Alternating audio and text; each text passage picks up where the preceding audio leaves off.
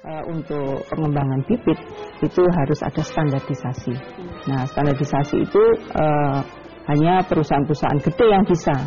Dan kemudian perusahaan besar inilah yang kemudian mengkriminalkan para petani yang sedang dalam masa percobaan untuk budidaya dengan kekuatan masing-masing, dengan melalui beberapa modus seperti itu. Nah, ketika saya tanya berapa sih undang-undang yang di pertanian yang tidak pro kepada kepentingan nasional dan tidak justru memperkuat para petani kita, 23. Bukan itu saja, dalam bidang sosial politik dan pertahanan, cengkraman asing juga tak kalah kuat. Biasanya prinsipnya ya yang kemudian harus diterima, dan prinsip itu yang kemudian masuk dalam regulasi-regulasi politik yang ada. Ya, kalau dari sisi ekonomi moneter internasional, maka prinsip transparansi, akuntabilitas, lalu lintas modal yang bebas itu yang diinginkan. Jadi dengan demikian semua usaha Indonesia untuk mengelola sumber daya alam, mengatur transaksi perdagangan internasional, mengatur lalu lintas barang dan modal, hal-hal seperti ini ya tentunya ada nanti dari keterlibatan atau kompromi-kompromi yang harus dilakukan. Lalu ada juga prinsip, misalnya prinsip politik liberal seperti prinsip HAM, demokrasi, humanitarian. Ini juga yang diterapkan. Jadi kita tahu bagaimana Undang-Undang 15/2003 tentang terorisme itu menjadi salah satu undang-undang anti teroris yang paling lunak di dunia, karena sangat kental bobot penghormatan kepada HAM dan humanitariannya.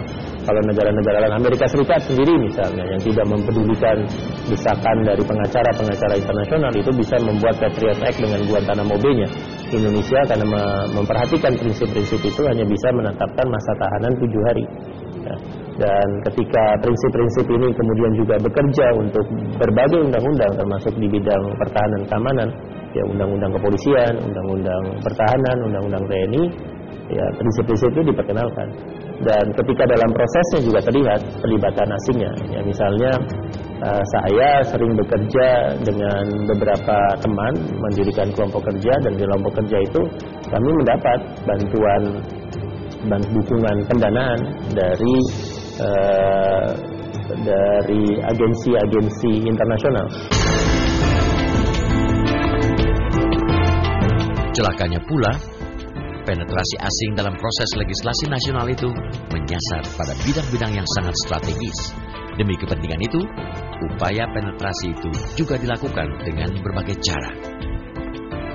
Ada 76 undang-undang yang dikonsep oleh konsultan asing. Dan tentu saja ini kok nyambung temuan di lapangan, temuan ketika saya di Pansus BBM, dan kemudian laporan itu. Kemudian kita teliti, memang kemudian kita paham bahwa beberapa undang-undang yang hulunya ataupun muaranya itu untuk liberalisasi ekonomi, privatisasi, kemudian untuk pengaturan keuangan, itu memang tidak untuk memfasilitasi penguatan sumber daya di domestik kita. Dan itu gampang sekali kita melihatnya ketika rapat diskusi tentang perbankan misalkan. Itu angkanya 70% dari kepemilikan bank itu sekarang asing. Jadi bukan Indonesia. Loh, dari mana asalnya? Ternyata dari undang-undang tentang liberalisasi di bidang keuangan. Jadi kalau kita mau bicara tentang 76 itu wajar ketika kita buat.